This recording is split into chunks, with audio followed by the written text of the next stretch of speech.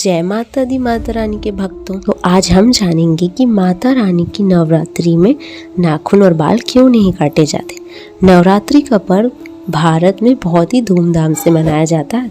यह एक पवित्र समय होता है जब देवी दुर्गा के 9 रूपों की पूजा की जाती है। इस दौरान कई रीति रिवाजों का परंपराओं का पालन किया जाता है, जिसमें से एक है दाढ़ी, बाल या नाखून ना काटने की परंपरा। सवाल अक्सर उठता है कि आखिर क्यों नवरात्रि में लोग अपने बाल, दाढ़ी और नाखून नहीं काटते हैं या उन्हें काटने से परहेज करते हैं। इसके पीछे धार्मिक, आध्यात्मिक और वैज्ञानिक कारण होते हैं, जिनका जानना दिलचस्प है। धार्मिक कारण: नवरात्रि में भारतीय संस्कृति में एक विशेष महत्व दिया जाता है।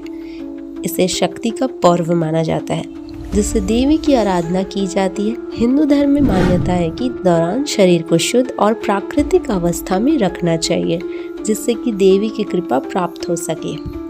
बाल, नाखून काटने को एक अशुद्ध क्रिया माना जाता है, क्योंकि हमारे शरीर से जुड़े कोई भी चीज़ काटने या निकालने से उसे पवित्रता में बाधा उत्पन्न होती है। देवी दुर्गा की उपासना के समय शुद्धता का विशेष ध्यान रखना चाहिए। कई लोग उपास रखते हैं और हो सके जितना शारीरिक और मानसिक शुद्धता बनाए रखते हैं। आध्यात्मिक कारण: नवरात्रि के समय बाहरी शुद्धता ही जरूरी नहीं है, बल्कि अंदर की शुद्धता भी बहुत ज़्यादा महत्वपूर्ण होती है। ऐसा माना जाता है कि नवरात्रि के 9 दिनों में और बाल और नाखून काटना एक बाहरी क्रिया माना जाता है। इसलिए हमें हमारे तन को और मन को दोनों को शुद्ध रखना चाहिए और अपनी भौतिक इच्छाओं पर काबू रखना चाहिए।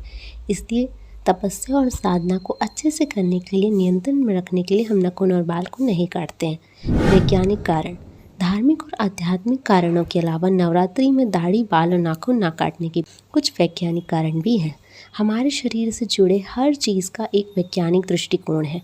बाल और नाखून काटने की प्रक्रिया से शरीर में ऊर्जा का प्रवाह बदल जाता है।